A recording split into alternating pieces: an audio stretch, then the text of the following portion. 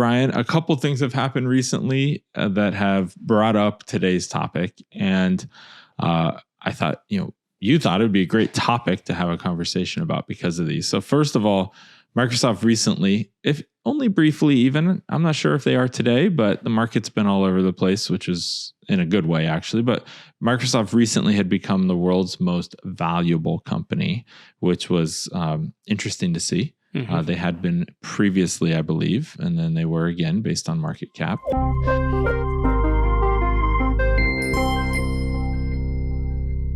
And then also, you were telling me how Microsoft recently came to town to meet with the Logical Position team, and they really were doubling down on the partnership you have there. So it made sense to kind of get an update about what's going on.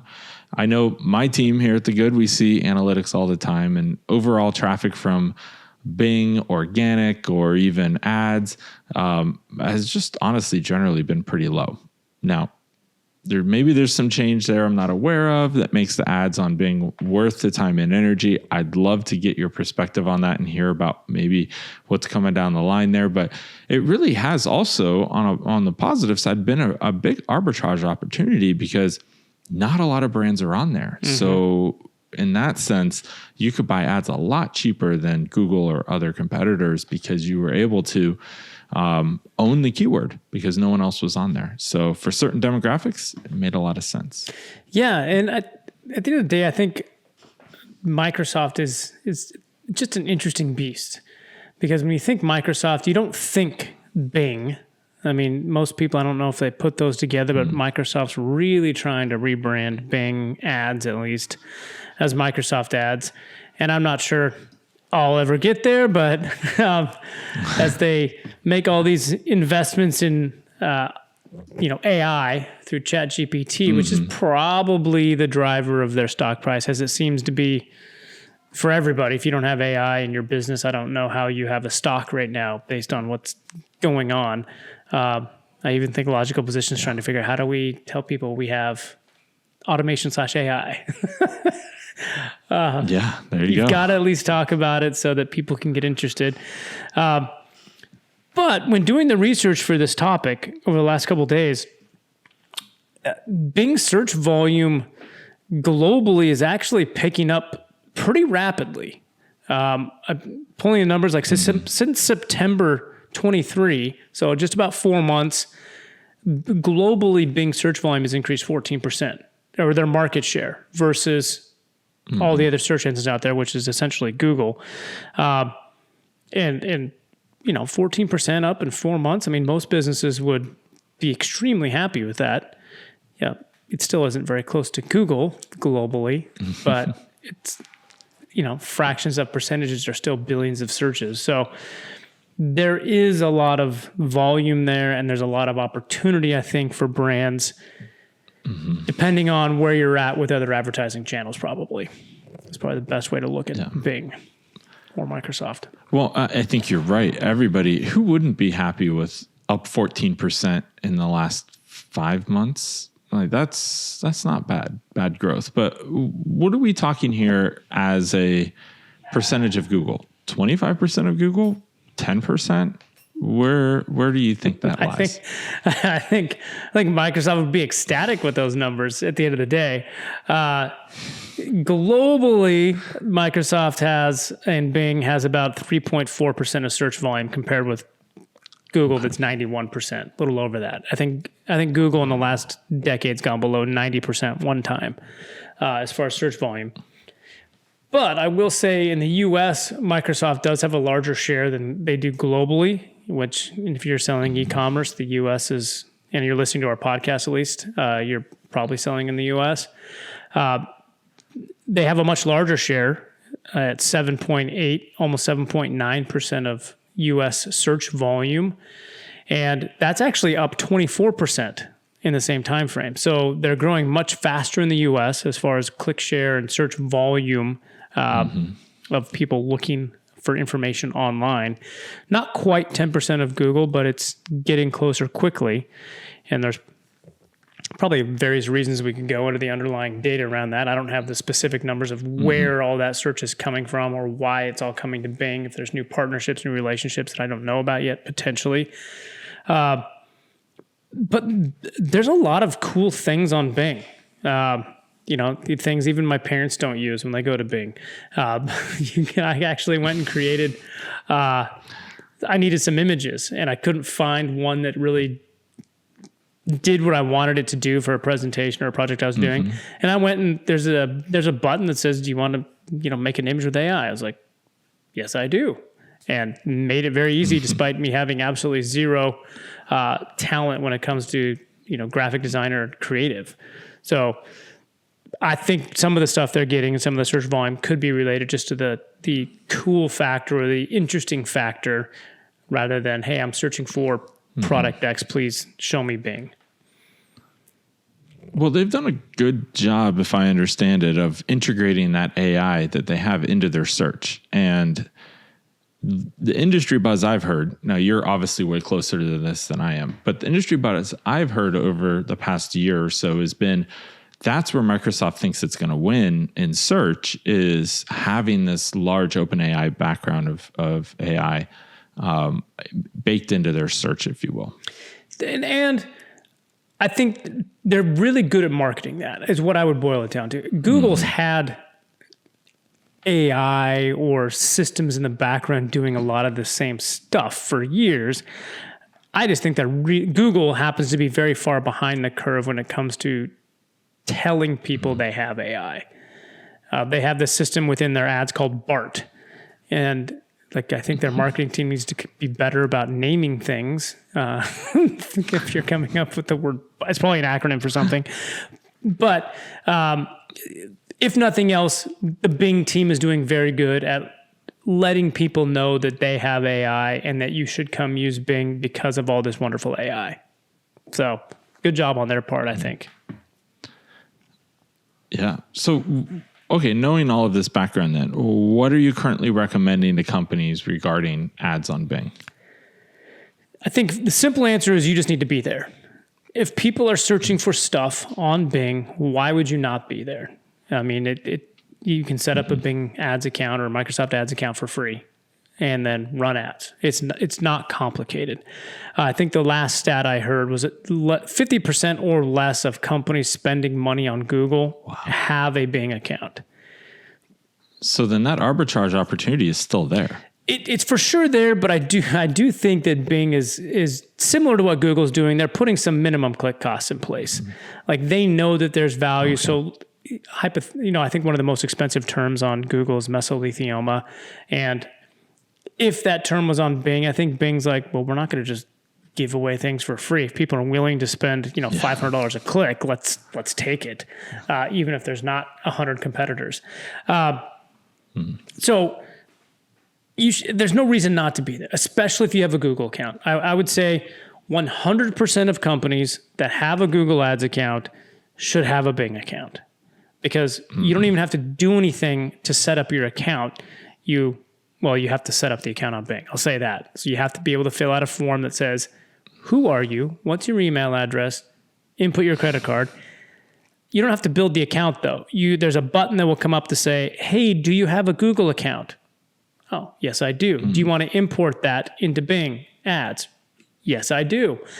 Click, your account's built. Whatever you were doing on Google is now on Microsoft Ads, and you can run ads now. So I'm shocked to hear that Google allows that. I mean, it's all through AI. And so there's AI connectors built in through the Google system, through Google Ads. So if you understand, application, the APIs, it shouldn't be difficult. I actually don't think Google's that worried about Bing. And so at the end of the day, they probably don't care that much. And maybe if you spend money on Bing, you'll still spend. I mean, I don't think you're ever moving money from Google to Bing. You're just adding it on. And so if you're spending $10,000 on Google, you can expect somewhere around $1,000 or $1,500 to spend on Bing. Ballparking it. Okay. So whatever you spend, figure 10 to 15% should be on Bing. It's just simple. Bing doesn't quite have 10% of Google's share of search, so you get less than 10% of the volume from a search perspective. But if you've been to Bing recently and done a search, it is all ads. And their text ads are, I mean, it's probably not really fair, but it's hard to tell that they are an ad. Okay. I look at search results all day, every day, and I was with our chief strategy officer, Brian, looking at some Bing search results the other day, and we were both confused on what an ad was. Like, we missed the little ad thing that says this is an ad because Bing was so good at hiding that was an ad. Yeah. So there's getting a lot of clicks on ads. So ads are important. So the punchline is be there, set your expectations correctly, but also it's an unknown here. So I'm telling companies to set your budgets daily higher than you would expect to spend. So if you've got $100 budget a day on Google and you're not quite spending it, you might think, oh, I'll set $10 to $15 a day on Microsoft Ads. The problem is we're seeing instances where an advertiser is for sure spending money on Microsoft Ads, but we will see instances of them not even showing up and being available in the shopping section of Microsoft or on Bing.com, even in the quote unquote free area. So we're like, okay, what is going on there? Why are some companies just not showing? Current hypothesis, as of recording this early February 2024, so I can timestamp this for later when I go back and say I'm wrong, like we did on our 100th episode, is episode 200. to set your daily budget higher than you think you need to, just to make sure that there's not an algorithm on the back end saying, oh, you're probably going to run out of budget if we put your ads up here. So just be aware, setting up a little higher than you might expect. Yeah. So knowing that, what does the strategy change at all on Bing versus Google? I mean, the account structure being sucked in generally says, hey, there's going to be text ads, there's going to be shopping ads. But your strategy does need to adjust in how you're thinking about optimizing within that, because you are going to go in and make changes. Performance Max is an important piece of Google Ads right now. And just because you're able to suck in a Google account build, if you're sucking in a Performance Max campaign and that's it, well, Bing doesn't actually have a Performance Max campaign. So you can't just say, yeah, run Performance Max. It's labeled different. There's automation that's different in there. But you've got the opportunity within Microsoft Ads to be more granular and build out similar to what you did, let's say, 2 years ago, where granular builds are really good. You can control search queries still very heavily, even on shopping. You can still do a lot of that on Bing. So the automations within Microsoft Ads has not gotten to the level of Google automation yet. I expect they'll get there and do some things behind the scenes as they keep, digging into Google and seeing what they're doing so they can duplicate it. But go more granular than you would have on Google. Text ads, very similar still, but it's more on the shopping side that you're going to change your strategy a little bit and have some of you out there listening probably need single product ad groups on shopping campaigns still on Bing, or at least very refined category level campaigns. Whereas on Google, on a Performance Max, you're probably getting larger campaigns so you can get the conversion data to allow them to do the work. So, and then the other big difference I think is going to be that Google has YouTube and Bing doesn't have anything even close to YouTube. And so the Performance Max campaigns on Google are going to be building display or video campaigns and putting ads up there, even display campaigns on YouTube for some impressions and top of funnel awareness campaigns. You'll have some video things on Bing, some connected TV things, but it's not anywhere close. So you just have to be aware of that area of Google is just not going to exist on Bing. So, okay, that brings up a good question for me then, which is what else is different on Bing ads, right? It can't just be that. I assume they're trying to differentiate in some way. They are. And a lot of it is real estate on page 1, I would say. It's the biggest thing which we talked about. But even their real estate in the shopping tab, if you're like, yeah, I'm looking for a product in specific as shopping, I know I need to go there, you're going to see 2 rows of shopping. And yesterday when I was doing a lot of test searches to research this, every time we did a search incognito and changed things around in our search query to get different things to ping and show an ad for it, it was very dominant for one advertiser at a time. In that, you would see 2 rows of, for example, this search I was doing was around rugs, and you would see one search in incognito would be all Pottery Barn, except maybe one, and it was like ruggable. And then you do another one, and it would be all like e-rugs. And you're like, well, how come you can't just do like 5 of this one, 5 of this one, 5? Because there was about 20 results on the shopping that were advertising images on shopping. So that's where we're coming back to kind of the budget thing is somewhat of the hypothesis there, but it's just different. I would expect shopping to be a little bit of a heavier piece of the spend level on Microsoft ads. Review stars, which are really important on Google. If you don't have them, it's almost like you're handicapped in that auction because review stars are worth 15% extra click-through rate. They're still important on Bing. It's just very difficult to get them. There's not as many companies that are actually pushing review stars. And I pinged one of our partners on this yesterday and said, talk to me about review stars on Microsoft ads. And they're like, oh my gosh, don't even get me started. I was like, okay, well, what do you mean? I mean, you're doing it, right? Like, yes, we send review stars to Bing and the reviews to get the stars to populate. But 50% of the time, we can't get them to populate. And we don't get a response from Microsoft on what's wrong, why it's not working. Are they changing things randomly through the day? So we don't know yet. So you want them, find a partner that says they send them to Microsoft ads, but then temper expectations because it's still not a well-oiled system on Microsoft ads yet. Okay. I would say too, because Bing.com is so aggressive on real estate to ads, it seems like you can do a lot more with your extensions. So if you build out your ad extensions, you got your main ad, and then you can extension every category of your site realistically on there. And just, you could take up, 75% of that first page with one ad if you do it right.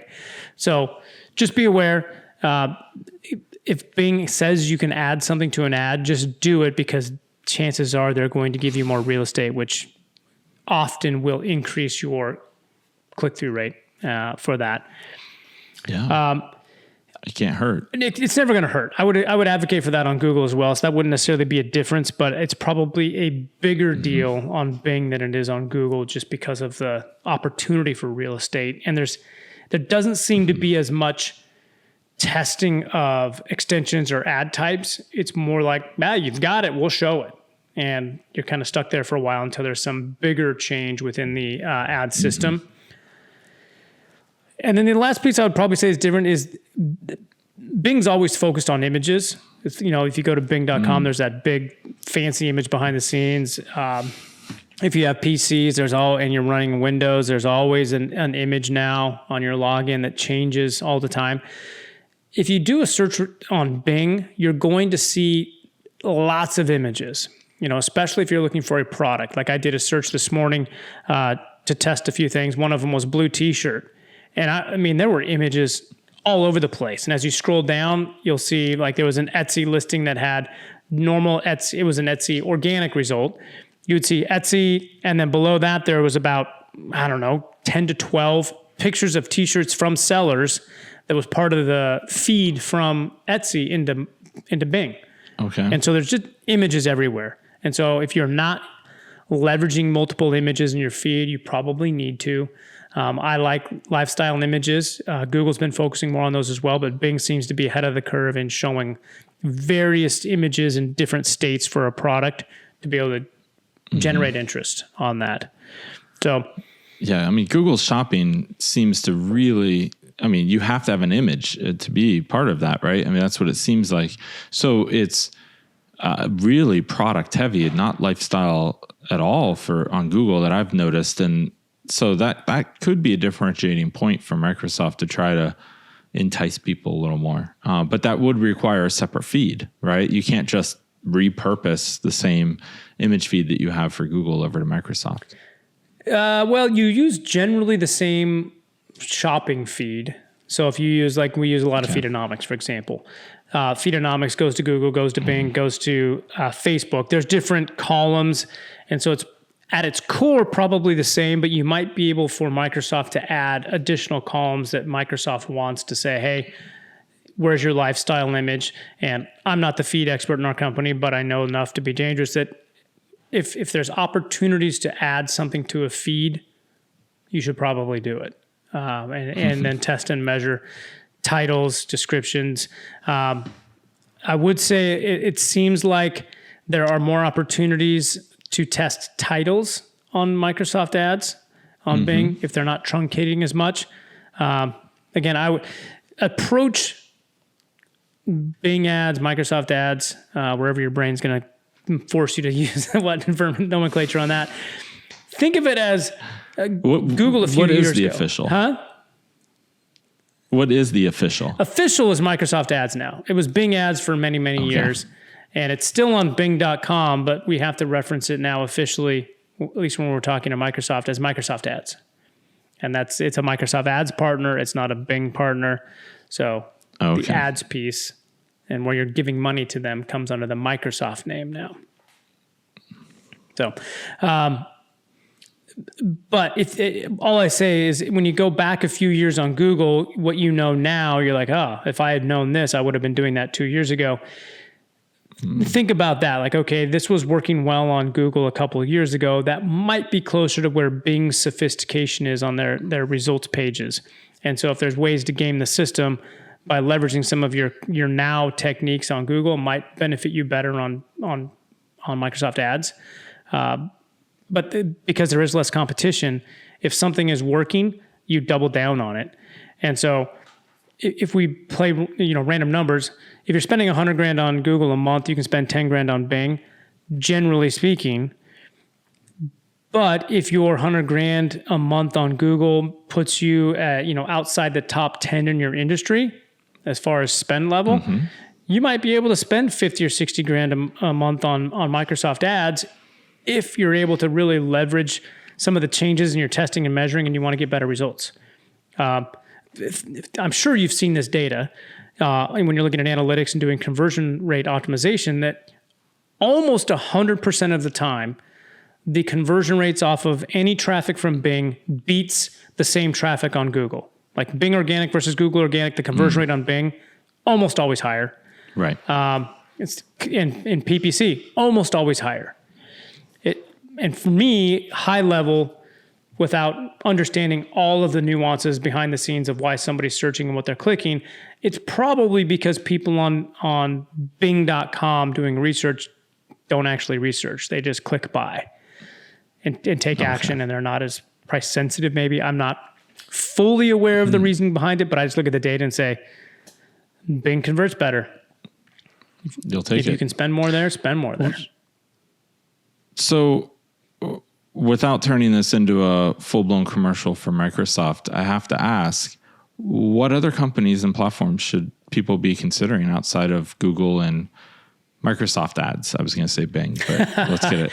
I'll call it the right thing. Well, when it comes to capturing search, there's really not a lot out there. You have, if you're in Russia, Yandex, I believe, is 60-some% of the search. But I doubt anybody in Russia is paying attention to us on this podcast, at least. DuckDuckGo is going to hide search volume, and they're going to just play on Google ads. I mean, on Google, there's probably going to be something there. Yahoo, Gemini may be the only one from a search capture standpoint that would make sense for some advertisers. They have a product called Gemini because Yahoo has deals with both Microsoft ads and Google that they're using them to populate search results, except for certain areas where Yahoo Gemini will take precedent on their platform. and say, okay, well, you've got Yahoo Gemini, you're managing it directly. We'll let you have certain ad sets that aren't available to the general public through other platforms. But that really would capture it on from a search and shopping standpoint. Okay. But at the end of the day, I guess without being a commercial for it, it's just, there's no reason not to do it. At the end of the day, if you've got the budget and Google's working, Microsoft should work at least as well, if not better. You sometimes, I will say this, you do have to challenge your agency to do it because it is not nearly as user-friendly to optimize an account on Microsoft ads as it is on Google. It's just they don't spend as much on the platform itself at this point. At least it seems to make it as user-friendly. And so some agencies will say, yeah, we'll put it up there, but we may or may not optimize it. So make sure you're looking at your change history, seeing, okay, are they doing any work, especially if they're charging you? Or could you just, almost set it and forget it while somebody manages your Google? The vast majority of you listening could probably do that. It just makes sense to be at least on your brand terms, and then get a feed up there and put some, average ROAS that makes sense for your brand within there to let it do some work for you. Awesome. Well, thank you for schooling me on Microsoft ads today. I had no idea that their market share was where it is, but I'm excited to see them continue to grow, and also to know that there's a lot of opportunity there, because I've always assumed that was the case based on the conversions, which we talked about and you called out there, but I was unaware that the opportunity could be as rich as it is. So that sounds like a good plan for anybody who's advertising. Should go there as well. Yeah. Looking forward to seeing some results. If you have results, let us know. I'd love to hear some stories, good or bad, on what's happening on Microsoft from your perspective. I have a lot of clients on it, but I'm always open for more data. Love it. All right. Well, thank you, Ryan. Hopefully you hear some from some folks on that. Thank you, John.